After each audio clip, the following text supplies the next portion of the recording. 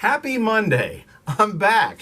If you checked out YouTube last Monday and Friday, you were able to see my videos from last week that they were there. But they never made it over to Facebook. We're still working on our issues with Facebook, but hopefully we will get that problem solved soon and we'll be back where we need to be on all of our platforms. But thank you for checking in today. I hope you're able to find the link that we put out, so everything should be good. What an incredible week we had at camp last week. We had a great time. We had at least 16 students from our group recommit their lives to Christ. And several more desired or expressed a desire to be baptized in the weeks ahead. I am so grateful for all of you who give to make opportunities like Real Life Camp available for the youth of our community. Thank you, thank you, thank you. And I can't go on without expressing my thanks and my admiration for Noreen Atchison, who served as one of our middle school girls counselors last week. The combined ages of the young ladies in Miss Noreen's room barely exceeded Noreen's age of 82. If you think that you are too old to make the difference in the life of a student, you need to talk to Noreen. And now here we are, just a week away from Vacation Bible School. So keep those prayers coming for Grace and for her team of nearly 70 volunteers as they work on the finishing touches, and also pray for the 132 children who will be taking over our church next week.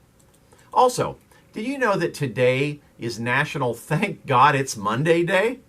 I am thankful for a day like today to get some work caught up after a great week of camp, and I am looking forward to lunch with our students this afternoon.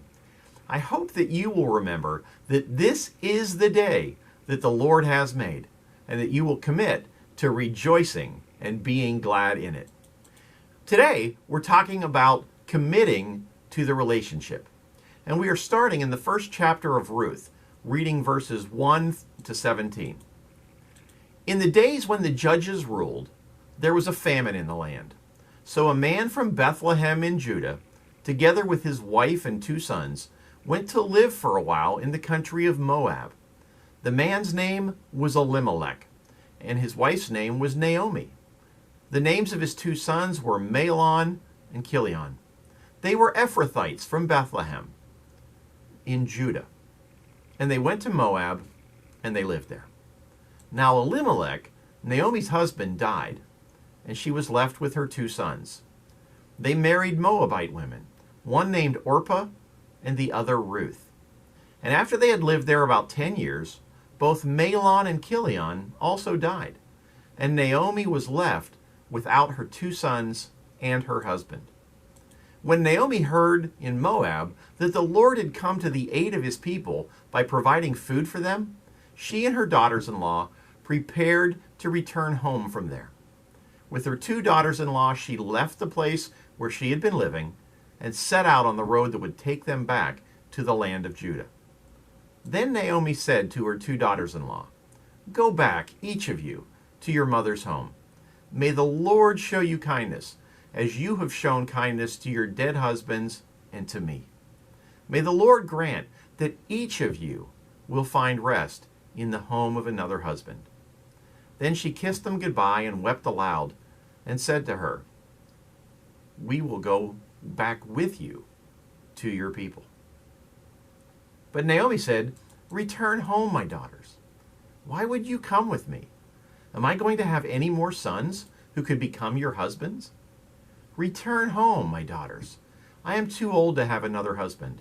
Even if I thought there was still hope for me, even if I had a husband tonight and then gave birth to sons, would you wait until they grew up? Would you remain unmarried for them? No, my daughters, it is more bitter for me than for you, because the Lord's hand has turned against me." At this, they wept aloud again. Then Orpah kissed her mother-in-law goodbye, but Ruth clung to her. "Look," said Naomi, "your sister-in-law is going back to her people and her gods. Go back with her." But Ruth replied, "Don't urge me to leave you or to turn back from you. Where you go, I will go, and where you stay, I will stay. Your people will be my people, and your God my God. Where you die, I will die, and there I will be buried. May the Lord deal with me, be it ever so severely, if even death separates you and me. One of the great scriptures on commitment in the Bible are the words of Ruth to Naomi.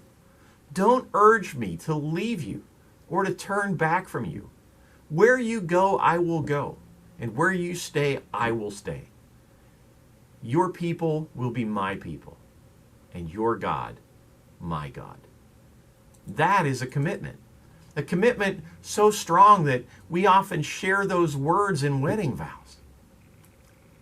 But the society that we're living in doesn't seem to value and honor commitments today. Why is it that we're afraid to commit to a relationship? In her book, 30 Days to Taming Your Fears, behavioral specialist and best-selling author Deborah Smith Pegues gives us some insight. Number 1, a fear of losing control. Why should I forego my independence? Second, a fear of lack.